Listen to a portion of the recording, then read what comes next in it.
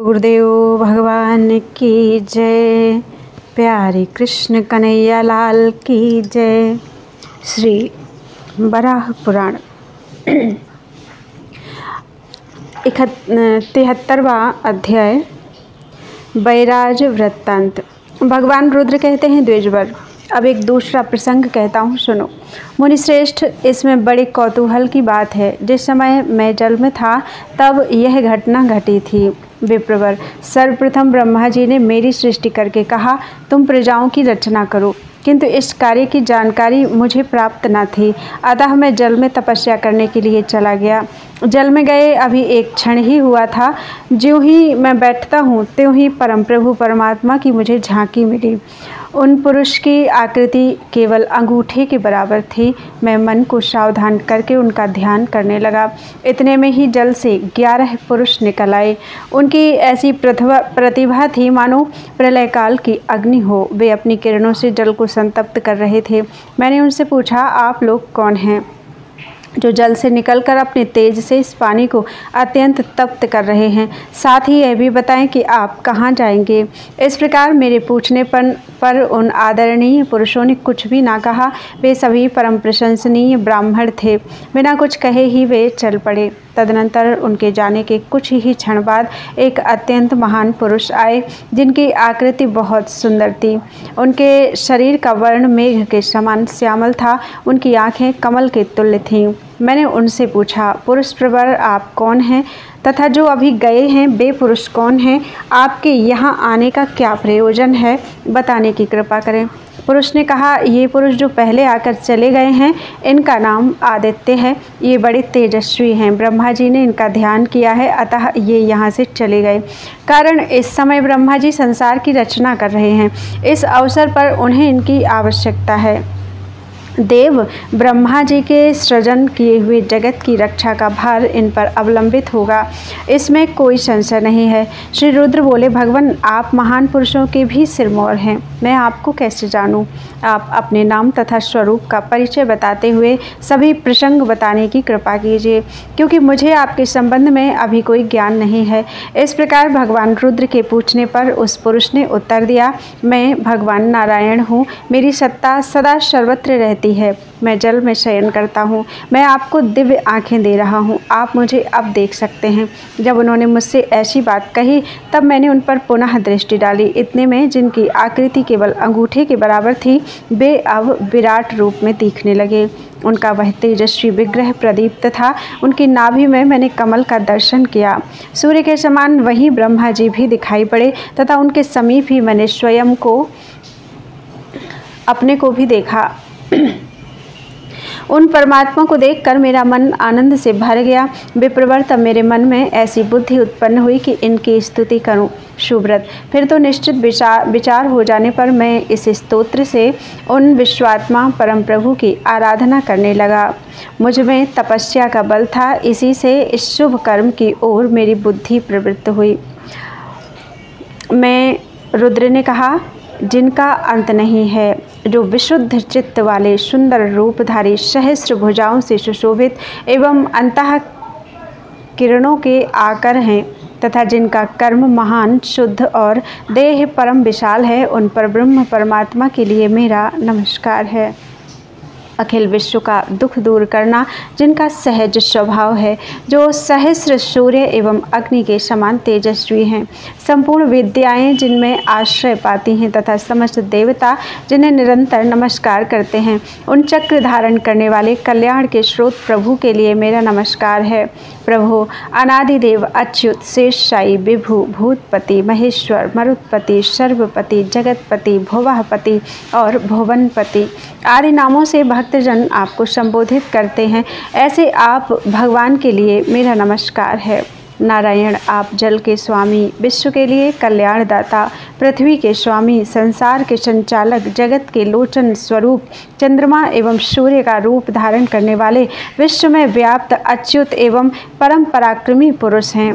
आपकी मूर्ति तर्क का विषय नहीं है और आप अमृत स्वरूप तथा अविनाशी हैं। आपके मुख चारों ओर हैं। नारायण प्रचंड अग्नि की लपटें आपके श्री विग्रह की समता करने में असफल हैं। आपके मुख चारों ओर हैं। आपकी कृपा से देवताओं का महान दुख दूर हुआ है। सनातन प्रभु, आपके लिए नमस्कार है। मैं आपकी शरण में हूँ, अब आप मेरी रक्षा कीजिए। विभो, आपके अनेक स्वरूपों का मुझे दर्शन हो रहा है। आपके भीतर जगत का निर्माण करने वाले सनातन ब्रह्मा तथा ईश दिखाई पड़ रहे हैं। उन परम पितामह के लिए मेरा नमस्कार है।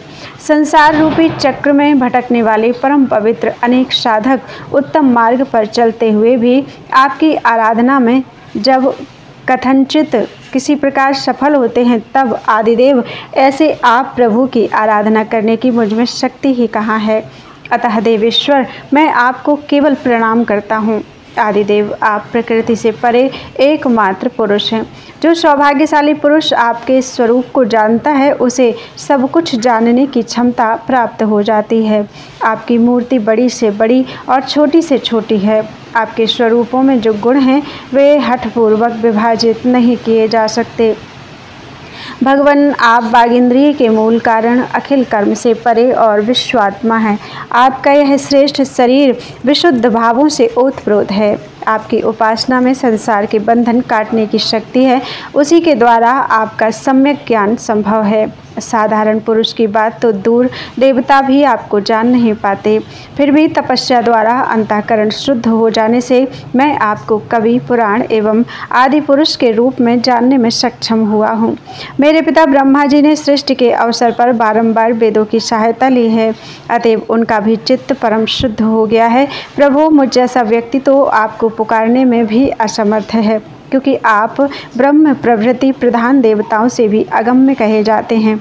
अतएव वे देवता का रूप धारण करके आपको अनेकों बार प्रणाम करते हैं, जिसके परिणाम स्वरूप तपोरहित होने पर भी उन्हें आपकी जानकारी प्राप्त हो जाती है। देवताओं में भी बहुत से उदार कीर्ति वाले हैं, किंतु भक्ति का अभाव होने से आपको जानने की उनके मन में इच्छा ही नहीं होती है। प्रभु, अभक्त वेदवादियों को भी कई जन्म तक विवेक नहीं होता। आपकी कृपा से उन्हें ऐसी बुद्धि उत्पन्न हो जाए, इसके लिए मैं आपसे प्रार्थना करता हूँ। जिसे आप प्राप्त हो जाते हैं, उसे किसी वस्तु की अपेक्षा क्या है। यही नहीं, उसे देवता और गंधर्व की भी शरण नहीं लेनी पड़ती। वह स्वयं कल्याण स्वरूप हो जाता है। यह सारा संसार आपका ही रूप है। आप महान, सूक्ष्म तथा स्थूल स्वरूप हैं। आदि प्रभु, यह जगत आपका ही बनाया हुआ है। भगवान, आप कभी महान रूप तथा कभी स्थूल रूप धारण कर लेते हैं और कभी आपका रूप अत्यंत सूक्ष्म हो जाता है। आपके विषय में भिन्न विचार होने से मानव मोह क्लेश में पड़ता है। अब जब आप स्वयं प्रत्यक्ष पधारे हैं, तब अधिक कहना ही क्या है। वसु, सूर्य, पवन एवं पृथ्वी सब आप में ही स्थित हैं। आपका सदा समान रूप रहता है। आत्मा रूप से आप सर्वत्र विराजते हैं।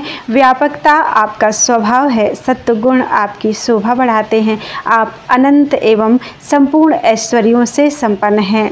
आप मुझ पर प्रसन्न होने की कृपा कीजिए। भगवान बराह कहते हैं, वसुंधरे, अमित तेजस्वी महाभाग रुद्र ने जब भगवान श्रीहरि की इस प्रकार स्तुति की, तब वे संतुष्ट हो गए। फिर तो मेघ के समान गंभीर वाणी में उन्होंने ये वचन कहे। भगवान विष्णु बोले, देवेश्वर, तुम्हारा कल्याण हो। उमापते, तुम वर मांगो। भगवान, हम में भेद तो औपचारिक मात्र है, तत्वतः हम दोनों एक हैं। रुद्र ने कहा, प्रभु, पितामह ब्रह्मा ने सृष्टि करने के लिए मेरी नियुक्ति की थी। मुझसे कहा था कि तुम प्रजाओं की रचना करो, प्राणियों की उत्पत्ति करने वाले प्रभु, इस विषय में आपसे 3 प्रकार का ज्ञान प्राप्त करना मेरे लिए परम आवश्यक है। भगवान विष्णु ने कहा, रुद्र, तुम सनातन एवं सर्वज्ञ हो, इसमें कोई संदेह नहीं। तुम्हारे भीतर ज्ञान की प्रभूत राशि है। तुम देवताओं के लिए सम्यक प्रकार से परम पूज्य बनोगे। इस प्रकार कहकर भगवान श्रीहरि ने स्वयं अपना रूप मेघ का बना लिया। वे जल से बाहर निकले और महाभाग रुद्र से उन्होंने ये वचन कहे, शंभो, वे जो 11 प्राकृत पुरुष थे, उनका नाम बैराज है। उन्हीं को आदित्य कहते हैं। वे इस समय पृथ्वी पर गए हैं। उन्हें मेरा अंश जानना चाहिए। धरातल पर विष्णु नाम से मैं ही 12 रूपों में अवतीर्ण होऊंगा। शंकर जी इस प्रकार अवतार ग्रहण कर वे सभी आपकी आराधना करेंगे। ऐसा कहकर वे भगवान नारायण स्वयं अपने ही अंश से एक दिव्य बादल की रचना कर आकाश से अद्भुत शब्द की तरह पता नहीं कहाँ अंतर्धान हो गए। भगवान रुद्र कहते हैं, ऐसी शक्ति से संपन्न सर्वत्र विचरने वाले तथा संपूर्ण प्राणियों की सृष्टि करने में परम कुशल श्रीहरि ने उस समय मुझे इस प्रकार का वर दिया था, अतएव मैं देवताओं से श्रेष्ठ हुआ। वस्तुतः भगवान नारायण से श्रेष्ठ कोई देवता न हुआ है और न होगा। सज्जन श्रेष्ठ पुराणों और वेदों का यही रहस्य है। मैंने आप लोगों के सामने यह सब प्रसंग बता दिया, जिससे सुस्पष्ट हो जाता है कि इस जगत में एकमात्र भगवान श्री हरि की ही उपासना की जानी चाहिए। बोलो वृंदावन बिहारी लाल की जय। भुवन कोश का वर्णन। बराह कहते हैं, वसुंधरे, भगवान रुद्र पुराण पुरुष, शाश्वत देवता, यज्ञ स्वरूप, अविनाशी, विश्वमय, अज, शंभु, त्रिनेत्र एवं शूलपाणी हैं। उन सनातन प्रभु से संपूर्ण ऋषियों ने पुनः प्रश्न किया। ऋषिगण बोले, देवेश्वर, आप हम संपूर्ण देवताओं में श्रेष्ठ हैं, अतः हम आपसे एक प्रश्न पूछ रहे हैं, इसे आप बताने की कृपा करें। उमापते, पृथ्वी का प्रमाण, पर्वतों की स्थिति और उनका विस्तार क्या है? देवेश्वर, कृपया इसका वर्णन करें। भगवान रुद्र कहते हैं, धर्म का पूर्ण ज्ञान रखने वाले महाभाग ऋषियों, समस्त पुराणों में भूलोक की ही चर्चा की जाती है। यह लोक पृथ्वी तल पर है। मैं तुम्हारे सामने संक्षेप से इसका वर्णन करता हूँ, इस प्रसंग को सुनो। जिन परब्रह्म परमेश्वर का प्रसंग चला है, उनका ज्ञान संपूर्ण विद्याओं की जानकारी से ही संभव है। उन्हीं का नाम परमात्मा है। उनमें पाप का लेश मात्र भी नहीं है। वे परमाणु जैसा सूक्ष्म तथा अचिंत्य रूप भी धारण कर लेते हैं। उन्हीं संपूर्ण लोकों में व्याप्त रहने वाले पीतांबरधारी का नाम नारायण है। पृथ्वी उन्हीं के वक्षस्थल पर टिकी है। वे दीर्घ, ह्रस्व, कृश, लोहित आदि गुणों से रहित तथा समस्त प्रपंच से परे हैं। बहुत पहले से ही उनका यह रूप है। उनका स्वरूप केवल ज्ञान का विषय है। सृष्टि के आदि में उन प्रभु में सत्व, रज और तम के निर्माण करने की इच्छा हुई, अतः उन्होंने जल की सृष्टि करके योग निद्रा की सहायता में उसमें शयन किया। फिर उनकी नाभि पर एक कमल उग आया। तब उस कमल पर जो संपूर्ण वेदों एवं ज्ञान के भंडार, अचिंत्य स्वरूप, अत्यंत शक्तिशाली तथा प्रजाओं के रक्षक कहे जाते हैं, वे ब्रह्मा प्रकट हुए। उन्होंने सनक, सनंदन, सनातन और सनत कुमार प्रभृति धर्मज्ञानी पुत्रों को सर्वप्रथम उत्पन्न किया और फिर स्वयंभव, मनु, मारीच आदि मुनियों तथा दक्ष आदि प्रजापतियों की सृष्टि की। भगवान दक्ष द्वारा सृष्ट स्वयंभव मनु ने इस भूमंडल का विशेष विस्तार हुआ। उन महाभाग मनु महाराज के भी 2 पुत्र हुए, जिनका नाम क्रमशः प्रियव्रत और उत्तानपाद थे। प्रियव्रत से 10 पुत्रों की उत्पत्ति हुई। वे थे आग्नेन्द्र, अग्निबाहु, मेध, मेधातिथि, ध्रुव, ज्योतिष्मान, द्युतिमान, हव्य, वपुष्मान और सवन। उन प्रियव्रत ने अपने 7 पुत्रों के लिए पृथ्वी के 7 द्वीपों के 7 भाग बनाकर उनके रहने की व्यवस्था कर दी।